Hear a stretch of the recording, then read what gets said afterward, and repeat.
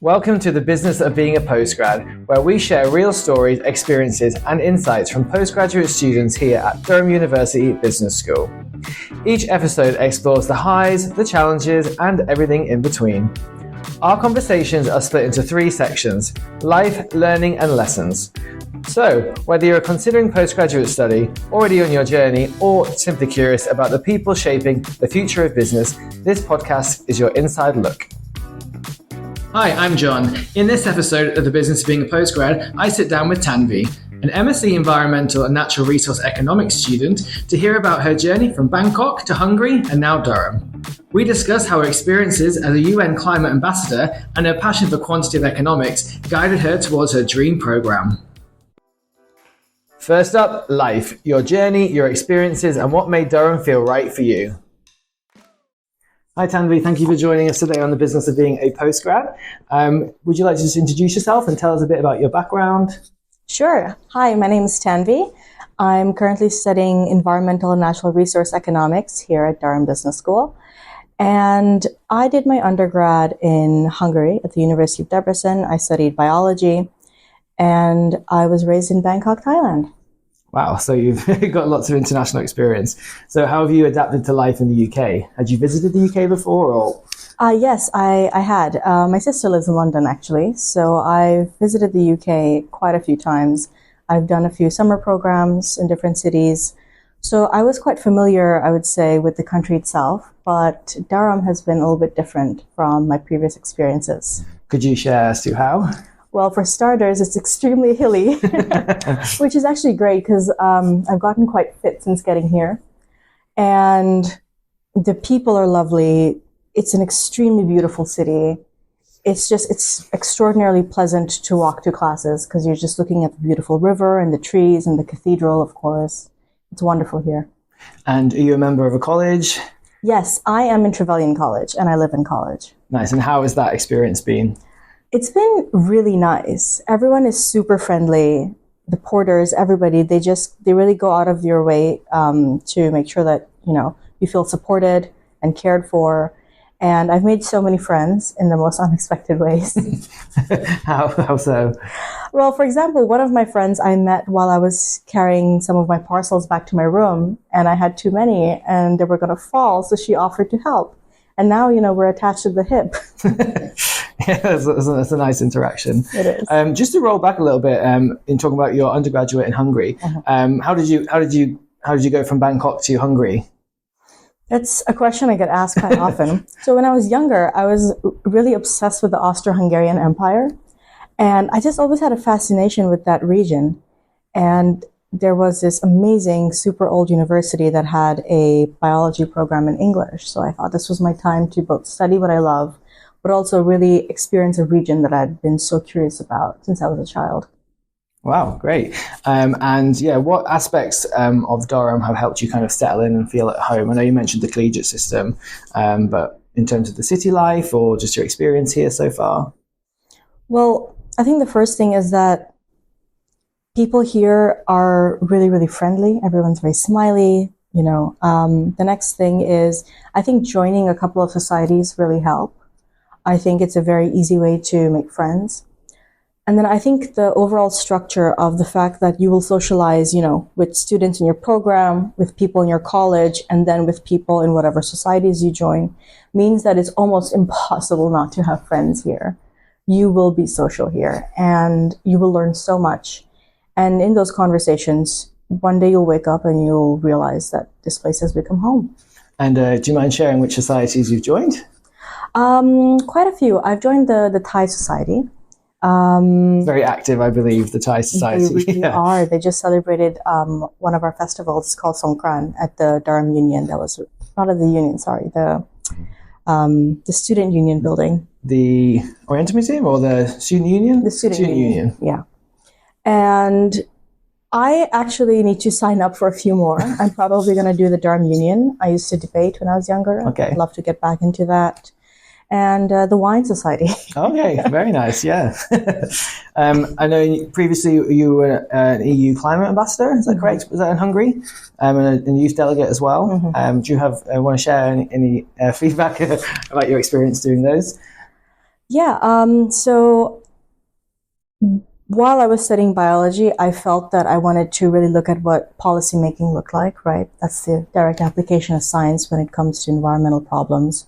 So I started volunteering at the UN. I served as a youth delegate in several conferences, which was incredible. You know, I got to represent a lot of countries. I got to represent Hungary at the European Union.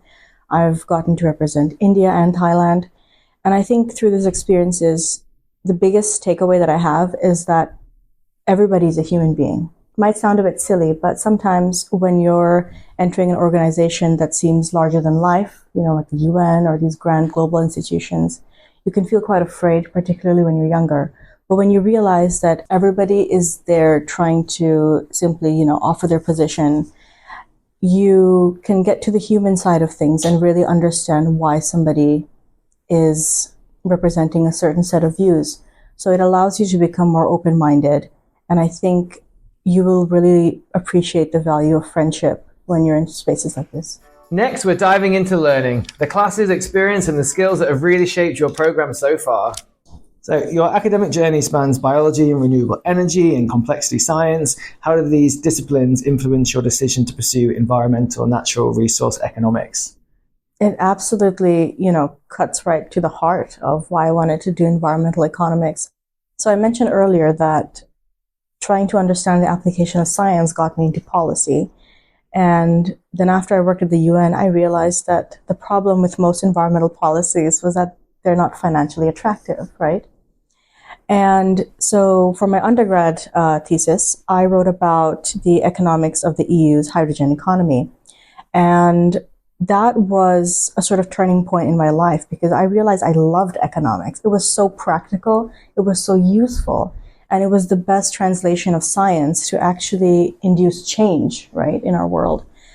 And then after I started working, I actually told my boss that I wanted to do environmental economics, and she would go out of her way to assign tasks to me that ensured that I learned as much as I could about the field. And over the 1.5 years I spent working, I started developing an idea of what I wanted to do for my dissertation. I wanted to work on the climate discount rate problem. So when I started looking for master's programs, there were, you know, quite a few. But what stuck out to me about Durham's environmental and natural resource economics program was that it really focused on the quantitative side. And it trained you not just as an environmental economist, but as a true economist with a focus on the environment. That distinction is important because for my research, there's very few master's programs that offer that. So honestly, it was my dream program. So you've kind of talked about your expectations about coming into the program there, and how has the reality kind of matched up now that you've studied a few months here at Durham? Well, for starters, the subject that I thought would be the hardest turned out to be the easiest for me. Shout out to microeconomics.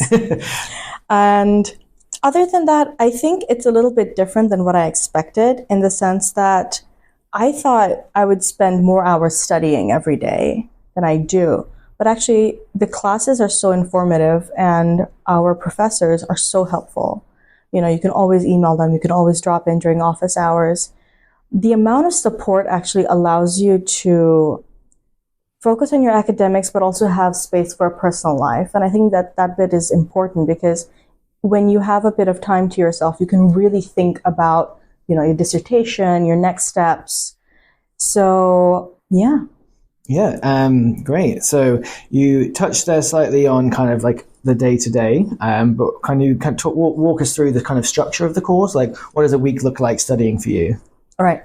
Well, for me, I have classes every day, but each week is a little bit different. Certain weeks we will have, you know, more seminars, we'll have more lectures, workshops. You will usually have either 1 to 2 classes a day. They're usually up here at Waterside. Sometimes they'll be at Mill Hill Lane. So you wake up in the morning, you usually, you know, review what's going to happen in your class. You go down to class. And then the classes themselves they're structured, they're formal, but there's always space to ask questions. You're actively encouraged to ask questions. I think this bit is really important, but there's no such thing as a stupid question when you're in class. Just ask your professor. Go up to him afterwards. And then we'll usually do like a study group sometimes in the evenings, especially if we have a formative or a summative due. We'll all put our brains together and work on it together. And that's something that's actually actively encouraged in our classes. We're encouraged to, work with our peers, which is amazing. And yeah. And have you got any modules that are coming up and maybe next year, in the next semester, any electives that you're looking forward to? Oh, yes. I'm really looking forward to money and banking. I'm really interested in how central banks work and in monetary and fiscal policy. Just because I think for me personally, the angle of how climate change is a really big macro risk to our economy is what drove me into this program. So I'm really looking forward to that class. And you've touched on this briefly already in terms of the teaching style at the business school, and you're encouraged to participate and work together. So yeah, it sounds like you've got a lot of experience that you bring into the kind of classroom and the group discussions. But yeah, are you enjoying that kind of group activity? Oh, yes. It's really interesting because even though it is an economics program, and by the way, even though I do environmental natural resource economics, all econ master's students actually study together, which is amazing because there'll be some people doing behavioral economics, there'll be some people doing pure economics, and people come from really different backgrounds. There's people who've done maths in their undergrad, physics, I did biology. And I think the perception is that it makes it harder, it makes it difficult, but actually everybody's unique perspective makes class discussions so much more interesting. The other day we were in econometrics and we were learning about different, types of randomness in data. And our professor mentioned something called Brownian motion. And so I had the opportunity to kind of lean back into my old STEM roots and talk about what Brownian motion was and how Einstein discovered it. But it's funny because you'd never think that would come up in a business school, but it did. So yeah, I think just the ability to really draw from all parts of your life and apply it to your classes is something that's very unique to an econ master's. Great. So yeah, thank you for sharing. It sounds like you're having a great time so far, and there's lots to look forward to as well. Well, not exam season, but yes. That leads us into lessons where we talk about the key takeaways and advice for future postgrads. So what's one thing that you wish you knew before you started the program? Two things. Sorry. That's okay. Number one, get good walking shoes. Number two, brush up on some philosophy before you start studying economics. Great. And kind of maybe what's a misconception that people often have about a postgraduate study? I think people tend to assume that when you're a postgrad student, you're going to be spending most of your time studying. But what's unique about being a postgrad and how it feels different from being an undergrad is that you also need to keep an active focus on your career. So remember to socialize, remember to network, remember to put yourself, out there. And I would say start thinking earlier about how to connect your studies to the real world. That's going to make a difference. Have you attended any career fairs or networking sessions or anything since you've been here already? Tons. I would say. It's even though I've only been in Durham for about 3 months, I think I've attended almost a dozen. Wow. It's been quite hectic. I just had a recruiting event for Bloomberg about 2 weeks ago, and then I had one for Bank of America. We had one for JP Morgan.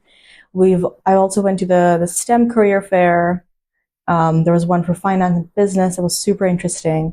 And a really unique mix of companies too, we had people from the Navy there, we had Deloitte there, so very interesting mix. So yeah, it's been quite busy in terms of, of recruiting events and career fairs and all that kind of stuff. And what's the most meaningful piece of feedback that you've received from a lecturer so far, or even a classmate maybe? A few days ago, I had a conversation with one of my professors who teaches us environmental and climate economics. And I was kind of launching my dissertation idea with him. And what I really liked about that conversation was, number one, I had intended to go in for like a 15-minute chat and it turned into an hour. And secondly, he both provided me with all of the constraints and all of the things I would need to work on to make my idea feasible, but he was also actively encouraging me. So it was like this very practical support that felt very, very nice.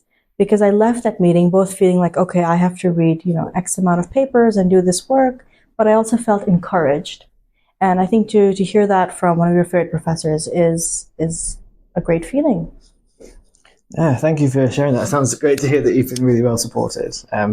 So your time at Durham, how has that so far strengthened your vision for addressing climate challenges globally, particularly Southeast Asia, if that's a region you're looking to return to? I would say the heart of this problem comes down to how in economics we value and look at risk. That's all climate change is, right? It's the largest risk to our economy on a macro level. And I think kind of getting to just see what the mathematics of that looks like, it's given me a lot of insight on how, policymakers and central bankers in the real world deal with it.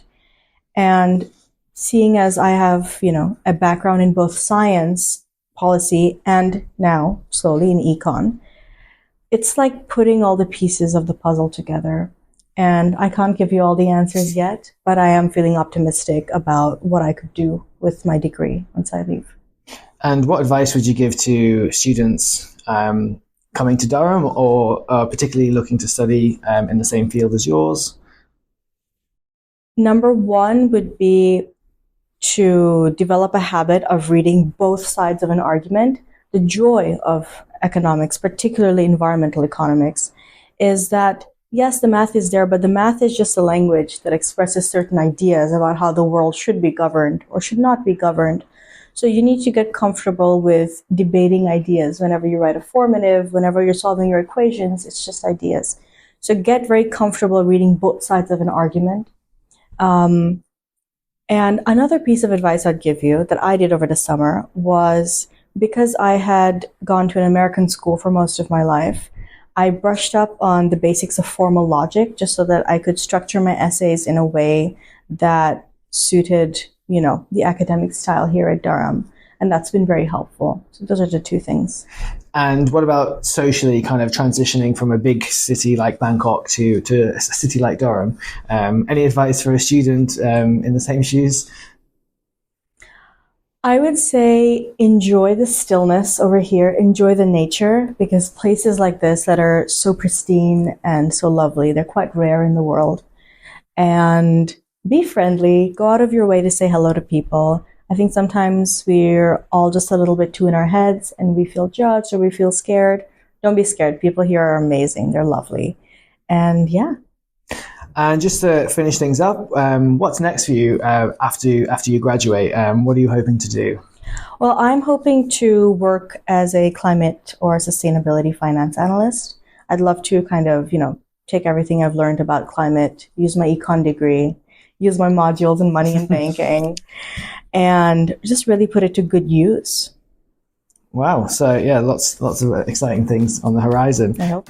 So we've just got a quick fire round to end things off here. So I'll ask you a few questions and you just tell us the first thing that comes to your head. So we'll jump straight in. Your go-to productivity hack. Play the piano. Wow. One app you can't live without. Outlook. Tea, coffee? Both. Both. Describe your research style in one word.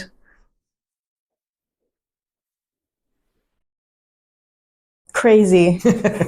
What song is always on your study playlist? Anything by Bach. And one word to describe life as a student in Durham. Busy.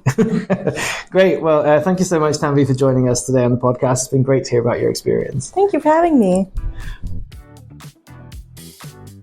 Don't forget to subscribe. We've got plenty more stories coming your way.